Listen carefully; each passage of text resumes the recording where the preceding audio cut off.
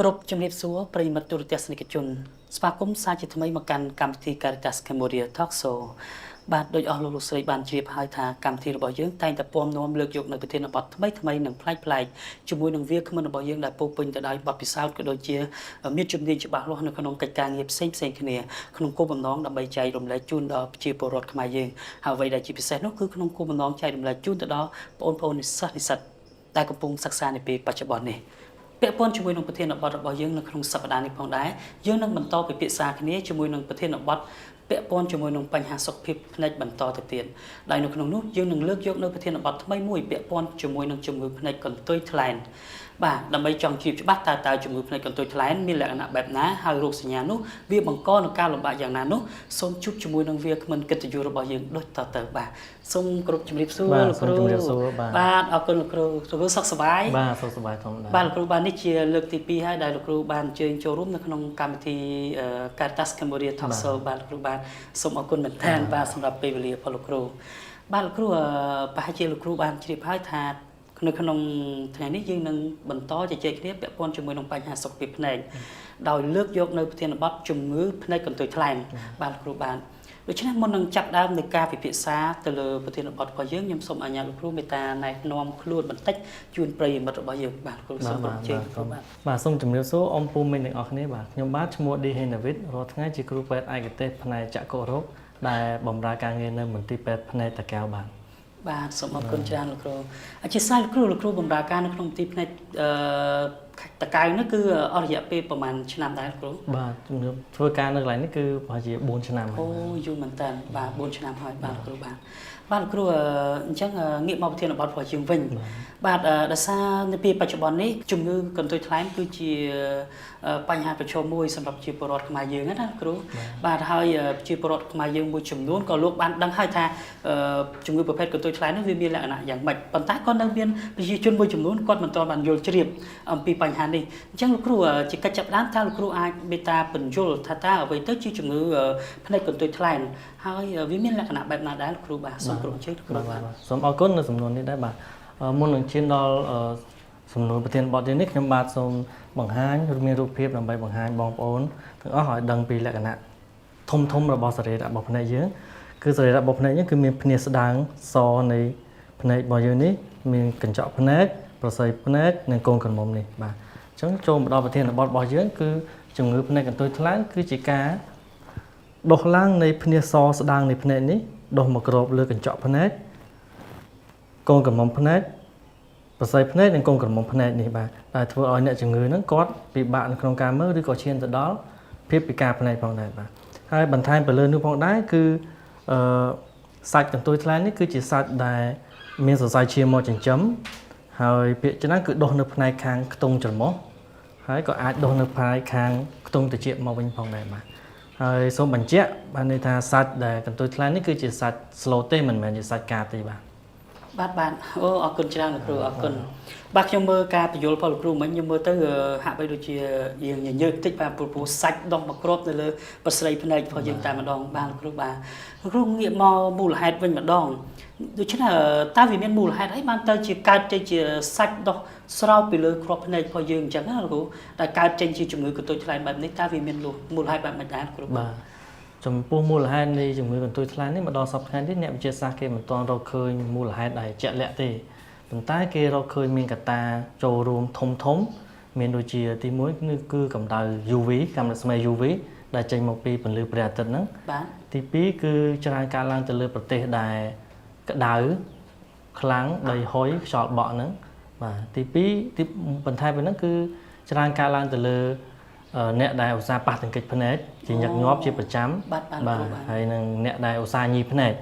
បាទនេះគឺជាកត្តាធំដែលធ្វើឲ្យកើតជំងឺកន្ទុយថ្លែងនេះផងដែរបាទអរគុណលោកគ្រូអញ្ចឹង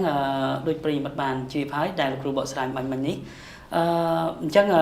ពាក់ព័ន្ធជាមួយការញីភ្នែកជាពិសេសនៅពេលដែលធ្វើដំណើរខ្ញុំគិតថា ភាគច្រើននៃបងប្អូនយើងភាគច្រើនមិនសូវបានជាមាននៅការការពារទៅលើចំណុចនេះទេបាទអញ្ចឹងពេលខ្លះគាត់ធ្វើដំណើរដោយជិះម៉ូតូក៏កង់អីហ្នឹងតាមយានយន្តពីច្រើនគាត់អត់សូវបានគិតពីចំណុចហ្នឹងណាគ្រូហើយក៏ឃើញអ្នកខ្លះទៅគាត់មានដីហុយអញ្ចឹងទៅគាត់ញីបាទនេះគឺជាចំណុចមួយដែរដែលជាកត្តាបង្កឲ្យកើតទៅជាជំងឺកន្ទុយថ្លែនបាទគ្រូលោកគ្រូអញ្ចឹង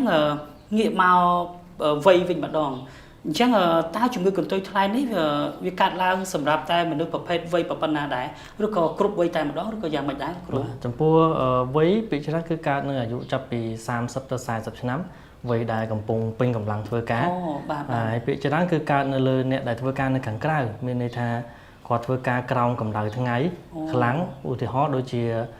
កម្មករសំណង់ដូចជាអ្នកកសិករឬក៏អ្នករត់ម៉ូតូអីហ្នឹងគឺភាគច្រើនគឺគាត់នៅប្រឈមជាមួយទៅនឹងកម្ដៅថ្ងៃខ្លាំងបាទលោកគ្រូបាទលោកគ្រូតកតងជាមួយនឹងចំណុចនេះផងដែរដោយលោកគ្រូបានរៀបរាប់អញ្ចឹងភាគច្រើនគឺកើតសម្រាប់អ្នកដែលគាត់ធ្វើការនៅខាងក្រៅបាទនៅខាងក្រៅជាក់ស្ដែងដូចជាបងដែលគាត់ផ្សារដែកអីលោកគ្រូ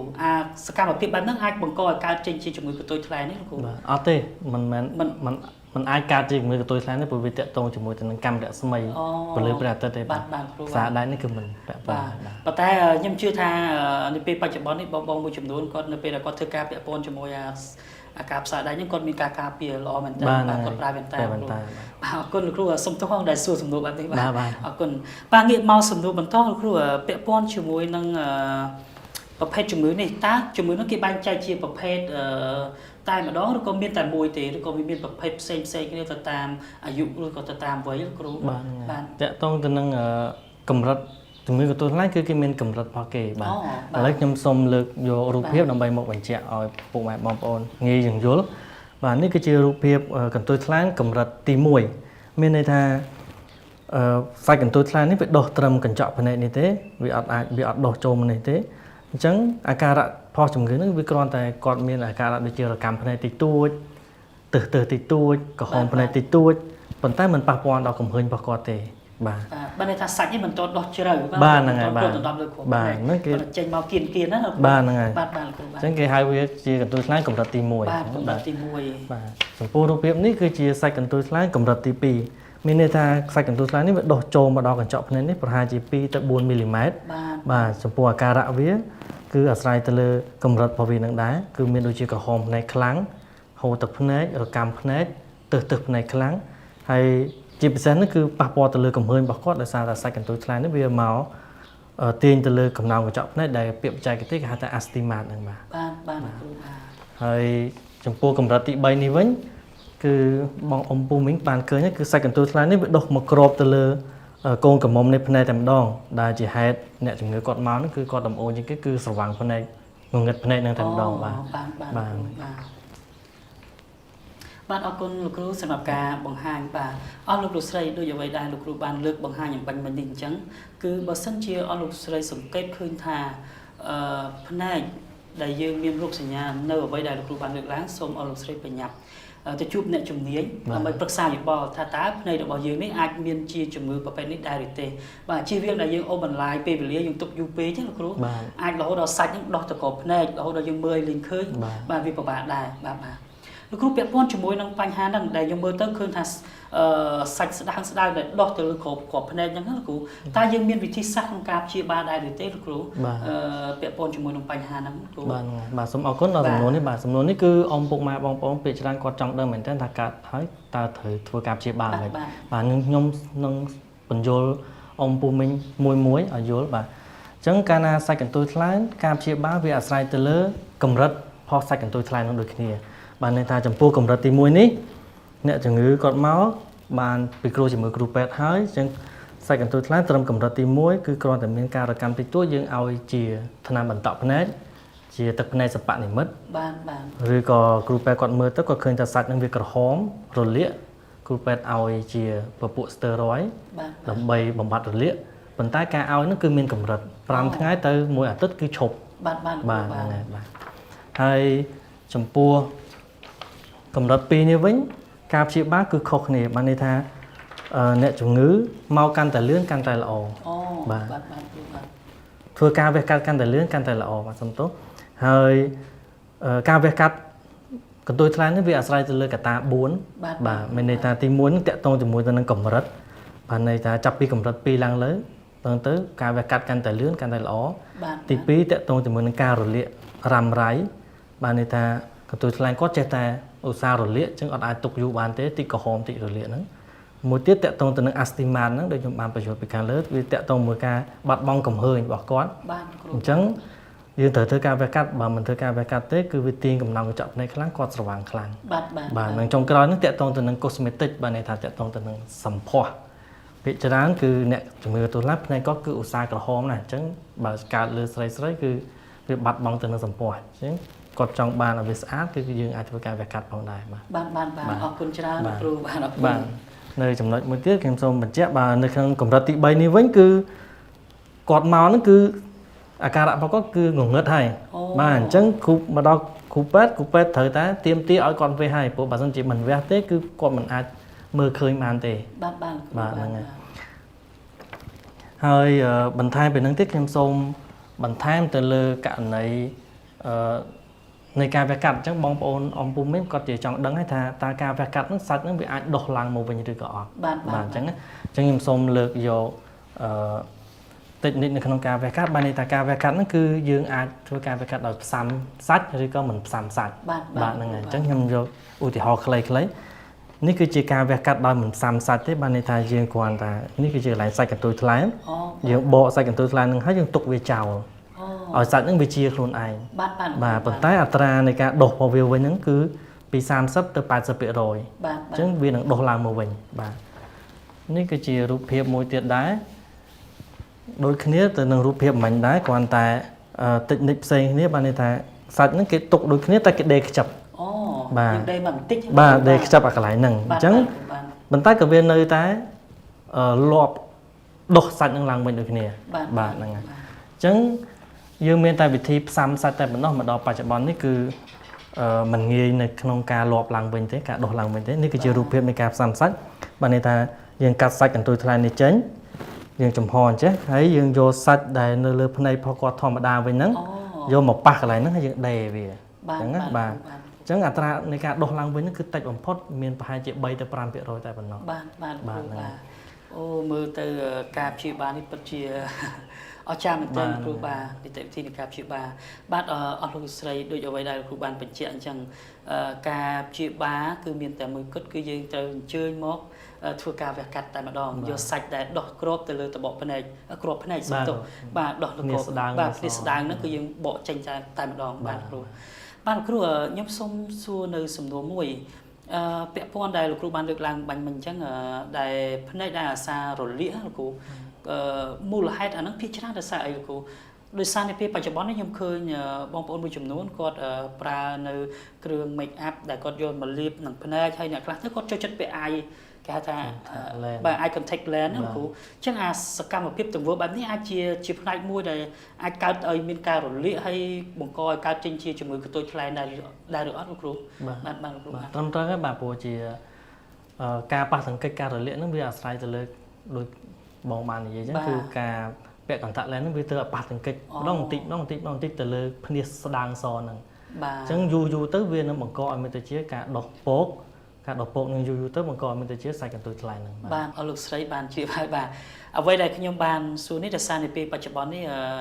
ខ្ញុំឃើញថាបងប្អូនយុវវ័យមួយចំនួនគាត់និយមក្នុងការប្រើប្រាស់នៅ eye contact lens នេះអញ្ចឹងសូមមេត្តាប្រុងប្រយ័ត្នឲ្យមែនតើបាទនេះក៏ជាបញ្ហាមួយដែរលោកគ្រូអាចកកើតទៅជាជំងឺមួយនេះបាទលោកគ្រូពាក់ព័ន្ធជាមួយនឹងវិធីការពារធម្មតាយើងមានបញ្ហាអញ្ចឹងហើយយើងមានរបៀបនៃការការពារបែបម៉េចលោកគ្រូធ្វើម៉េចដើម្បីកុំឲ្យយើងកើតនៅជំងឺប្រភេទនេះឬក៏យើងត្រូវតែកើតឬក៏យ៉ាងម៉េចដែរលោកគ្រូនៅក្នុងចំណុចហ្នឹងបាទចំពោះការការពារយើងទី1យើងត្រូវដឹងពីមូលហេតុរបស់វាដូចខ្ញុំបានជម្រាបនៅខាងលើអញ្ចឹងមូលហេតុរបស់វាតកតងជាមួយទៅនឹងអ្នកដែលធ្វើការនៅខាងក្រៅអ្នកដែលប្រឈមជាមួយនឹងកម្ដៅខ្លាំងអ្នកដែលឧស្សាហ៍ញីភ្នែកអ្នកដែលសារពាក់ contact lens ឬក៏ប៉ះទង្គិចវាជាញឹកញាប់ហ្នឹងអញ្ចឹងយើងដឹងពីមូលហេតុវាយើងអាចការពារបានហើយអញ្ចឹងបានន័យថាពេលណាយើងចេញទៅខាងក្រៅយើងត្រូវពាក់វ៉ែនតាខ្មៅការពារកុំឲ្យកម្ដៅថ្ងៃពន្លឺ UV ហ្នឹងចាំងចូលមកភ្នែកបាទពាក់មួកពាក់អីដើម្បីកុំឲ្យខ្យល់ បាទផ្នែកដីហុយហ្នឹងបាទគុំឧស្សាហ៍ញីផ្នែកហ្នឹងបាទសិតតែជាវិធីសាស្ត្រការពារបាទទាំងអស់នេះសិតតែជាវិធីសាស្ត្រការពារបាទល្អមែនតើអរគុណច្រើនលោកគ្រូសម្រាប់ការបង្ហាញពីវិធីសាស្ត្រក្នុងការការពារលោកគ្រូខ្ញុំសូមសំណួរចុងក្រោយមុននឹងការបញ្ចប់នៃកម្មវិធីរបស់យើងនៅពេលបច្ចុប្បន្ននេះយើងឃើញមានថាតាមប្រព័ន្ធអ៊ីនធឺណិតលោកគ្រូយើងមានការលក់ជាឱសថក៏ដូចជាថ្នាំបន្តភ្នែកជាច្រើនតើការដែលយើងមានបញ្ហាហ្នឹង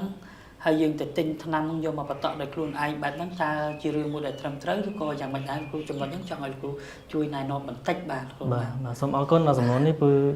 គឺប្រជាពលរដ្ឋយើងគឺគាត់ចង់ដឹងមែនតើបាទអញ្ចឹងខ្ញុំសូមជម្រាបទៅដល់អង្គពូមីងទាំងអស់ឲ្យបានជ្រាបថាមកដល់សប្តាហ៍ថ្ងៃនេះគឺពុំមានថ្នាំបន្តឬក៏ថ្នាំក្របណាដែលធ្វើឲ្យជាផ្នែកកន្ទុយថ្លើមឬក៏ផ្នែកឡើងបាយឬក៏ផ្នែកជំងឺផ្នែកផ្សេងទៀតឡើយមានតែការមកពិគ្រោះជាមួយទៅនឹងគ្រូពេទ្យឯកទេសផ្នែកទេដែលជួយឲ្យធ្វើរោគវិនិច្ឆ័យបានត្រឹមត្រូវនិងកាត់បន្ថយ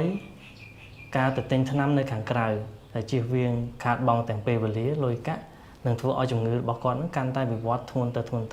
ពេលដែលគាត់មកជួបគ្រូពេទ្យគឺជំងឺគាត់ធ្ងន់ហើយអញ្ចឹងការព្យាបាលក៏វាពិបាកតាមនឹងដែរបាទ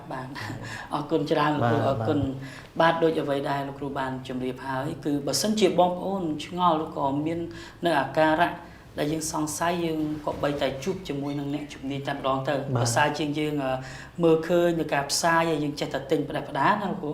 បាទវាខាត់បងទាំងលុយកាក់របស់យើងដែរ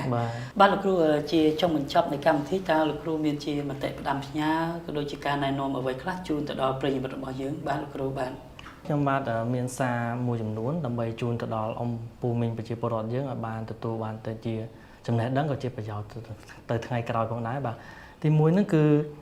ខ្ញុំសូមជូនពាក្យ3បាទន័យថាមានតែការមកពិនិត្យតាមដាននិងព្យាបាលតែប៉ុណ្ណោះដែលជាលក្ខណៈបែបវិទ្យាសាស្ត្រវិទ្យាសាស្ត្រនិងការព្យាបាលជោគជ័យ 100% បាទទី2ហ្នឹងគឺខ្ញុំសូមឲ្យប្រជាពលរដ្ឋរបស់យើងជឿជាក់ទៅលើក្រុមគ្រូពេទ្យឯកទេសនៅស្រុកខ្មែរយើងនេះដែលការព្យាបាលគឺមិនចាញ់ក្រុមគ្រូពេទ្យដែលនៅជិតខាងយើងទេបាទជាពិសេសគឺនៅមន្ទីរពេទ្យផ្នែកតាកែវយើងនេះគឺមានឧបករណ៍និងសម្ភារៈគ្រប់គ្រាន់សម្រាប់ធ្វើការព្យាបាលនិងមានប្រកបដោយបច្ចេកទេសត្រឹមត្រូវ 100% បាទទី3គឺខ្ញុំសូមលើកទឹកចិត្តប្រជាពលរដ្ឋបងប្អូនយើងឲ្យចូលរួមនៅក្នុងការពិនិត្យសុខភាពភ្នែកឬក៏សុខភាពទូទៅហ្នឹងឲ្យបានមួយឆ្នាំឲ្យបាន2ដងឬក៏6ខែម្ដងដើម្បីរកឃើញជំងឺដោយចៃដន្យទោះជាឈឺឬក៏មិនឈឺក៏ដោយបាទជាចុងក្រោយគឺខ្ញុំសូមលើកទឹកចិត្តបងប្អូនដូចគ្នានៅក្នុងការពាក់វ៉ែនតា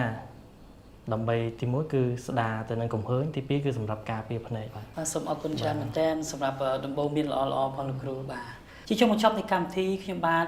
ជាមួយនឹងលោកគ្រូហើយនឹងក្រុមការងារក៏សូមរំអោនកាយគោរពលាហើយក៏សូមអរគុណសម្រាប់ពេលវេលាអស់លោកស្រីដែលបានចំណាយពេលវេលាក្នុងការតាមដានកម្មវិធីរបស់យើងពីដើមរហូតដល់ចប់បាទសូមអរគុណបាទ